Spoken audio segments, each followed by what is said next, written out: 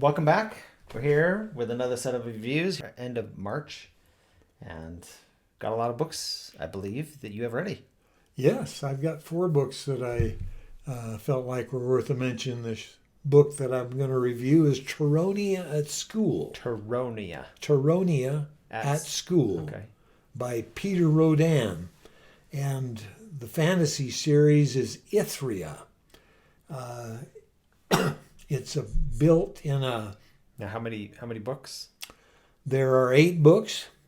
It's not finished. This is different than most books in that there are 2 protagonists. Okay. Taroniah is one, Kyron's another. The entire first book is about Taroniah and doesn't even mention Kyron. The entire second book is about Kyron, doesn't even mention Taroniah. And then they swap back and forth through the 8 books. Are they the same timeline? Like your one Same timeline? timeline. Eventually, they start getting mentioned Okay. in the other books. The story follows King Marlin's daughter, Taroniah, who the king never acknowledged or claimed as a daughter. She knows that she's a daughter, and people around her know that she's a daughter, but he hasn't claimed her. And she gets bullied by all the noble children because of her status. She has to grow up rough and tumble because people are bullying her all the time.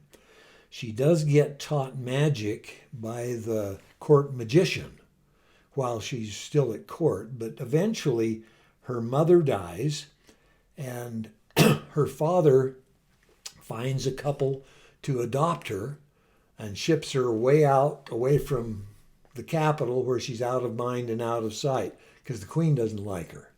The queen's trying to kill her. When she turns 14, he sponsors her to go to the Lightbearer Academy where she will learn magic. She finds out that she's really good at magic. In fact, she's so good at it that she's better than most of the other students and some of the teachers. And she understands it well enough that she starts working on second and third year curriculum before she gets to it. And she gets to where she can make her own spells. She can conceptualize them and make them work just by saying, I want to do this. How would I do that? And she works it out and makes it work. And so she's really good at it. The world she lives in is Ithria, but it's divided up into innumerable small city-states, countries that a king rules over each one of these countries. It's hard to get in your head what countries are allying with who and what countries are fighting who and where they are located on the map. They give you a map at the first of the book, which you can't ever get back to without losing your place. I've never found them in the Kindle. It doesn't work on Audible either. It's always on the first page, but the writing is so small I can't read it. I looked it up on the computer, and I still couldn't read it, and I couldn't expand the map. So I had a hard time figuring out where I was in the country. And you mentioned they spent a lot of time talking about travel in this book. They spent a lot of time traveling in this book. They travel by foot, by horse, by wagon, by ship, sailing ships, and you travel every foot with them. Every mile, every nautical mile with a ship, you're tacking at such and such a degree to get around such and such a point to make it to such and such a harbor. And then you go look at the map, you're like, and I can't read the map, so all I know is they're going north or south or east or west. And I never was able to figure out the map, and that's the one drawback to the book.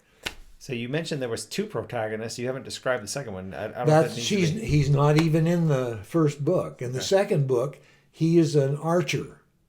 And he immediately gets in trouble with the prince of his country because he finds a magic sword. And the prince wants the sword, and he's not willing to give it up. And so he runs.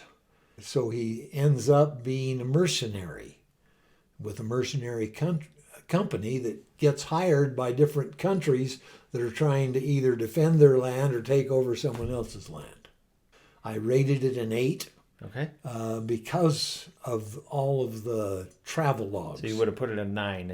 It would have been a 9 if they had taken the travel logs out or given me a map I could read. Light use of mild profanity.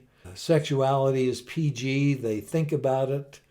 They talk about it. They don't do anything about it. Later on, in other books, it gets to where it's a C, where there is sex going on, but they don't describe it. Okay. I think we call that PG-13. Yeah. Or maybe it's PG. I don't know. I think... C is profanity. Yeah, I'm having a hard time keeping track anyway. Violence is violent instances of high intensity. There are wars in these books. They're constantly fighting one battle after another, trying to gain more territory for their country. They are lining up like they used to do in medieval times, with lancers on the side and foot soldiers in the middle and long pikes and magicians at the back, and they're fighting. Okay. And you would rate that one, I mean, the whole series, you'd say is The whole an 8. series was an 8. Because the only thing that knocked it down from 9 was this travelogue stuff. There's too much description of how they get there. Okay. Okay. Sounds interesting.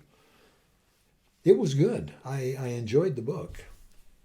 And that one was pure fantasy then? That was pure fantasy. No lit RPG elements to it. No. But still 8 books. Yeah, and 8 going. books. And going. Did it feel like there would be an end to it? Didn't feel like it. So it's not close. No, it's, it could be, but I don't think so. So it's more of a Robert Jordan is going to go for a little while. Yeah. Okay. They could take it a long way. They haven't gotten Kyron and her together yet. Okay. And I assume at some point that's going to happen. Well, I think that concludes our reviews for this month. Hopefully you enjoyed them. We got a mix of different genres, which is nice.